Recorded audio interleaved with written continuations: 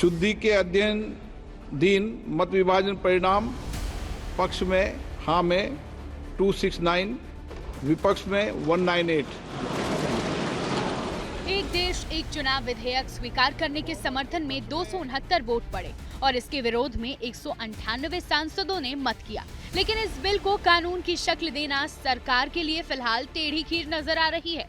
समझाएंगे कहां फंस रहा है नंबर गेम का पेंच। लेकिन पहले आज क्या कुछ हुआ वो देखिए। चुनाव के उद्देश्य से संवैधानिक संशोधन अधिक सुव्यवस्थित चुनाव। लोकसभा स्पीकर की अनुमति के बाद केंद्रीय कानून मंत्री अर्जुन मेघवाल ने लोकसभा के पटल पर वन नेशन वन इलेक्शन के लिए 2 बिल लाने की जानकारी दी।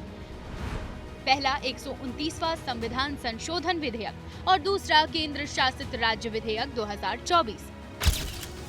इन दोनों बिलों को पास करवाकर सरकार एक देश एक चुनाव के अपने संकल्प को साकार करना चाहती है।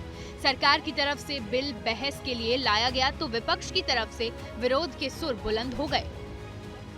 चुनाव आयोग को जो यहाँ पे ताकत दी गई है कि चुनाव आयोग आज राष्ट्रपति को अपना एक निर्णय दे सकते हैं कि कब निर्वाचन हो सकता है। ये कभी भी इससे पहले चुनाव आयोग की ऐसी ताकत भारत के संविधान के निर्माताओं ने नहीं बनाया है। समझ नहीं पा रहा हूं, अभी 2 दिन पहले संविधान को बचाने की, संविधान की गौरवशाली परंपराएं की कस्में खाने में कोई कमी नहीं रखी। 2 ही दिन के अंदर संविधान का जो हमारा संघीय ढांचा है उसको खत्म करने के लिए संविधान संशोधन बिल लाए हैं। अदानी के मुद्दे पर विपक्ष भले ही 2 फाड़ हो लेकिन वन नेशन वन इलेक्शन पर एकजुट है। कांग्रेस, एसपी और डीएमके के बाद टीएमसी ने भी बिल के खिलाफ तल्ख तेवर दिखाए। It is not an election reforms. It is just a fulfillment of one gentleman's desire and dream. Nothing more than that. Owaisi से लेकर सुप्रिया सुले ने विपक्ष की बात को आगे बढ़ाया तो एनडीए की तरफ से किरण रिजिजू और श्रीकांत शिंदे ने जवाबी पलटवार किए। बिल पर बहस गर्म थी, तभी गृह मंत्री अमित शाह ने बीच का रास्ता दिखाते हुए बिल जेपीसी को भेजने का सुझाव दिया।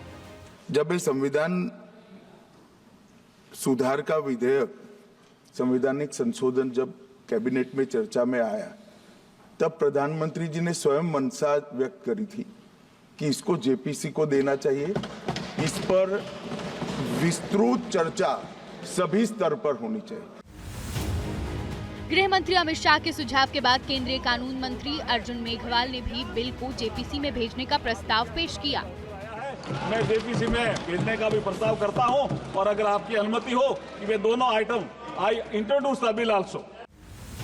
बिल स्वीकार करने के लिए लोकसभा स्पीकर ने वोटिंग कराई जिसमें सरकार बहुमत पाने में कामयाब रही।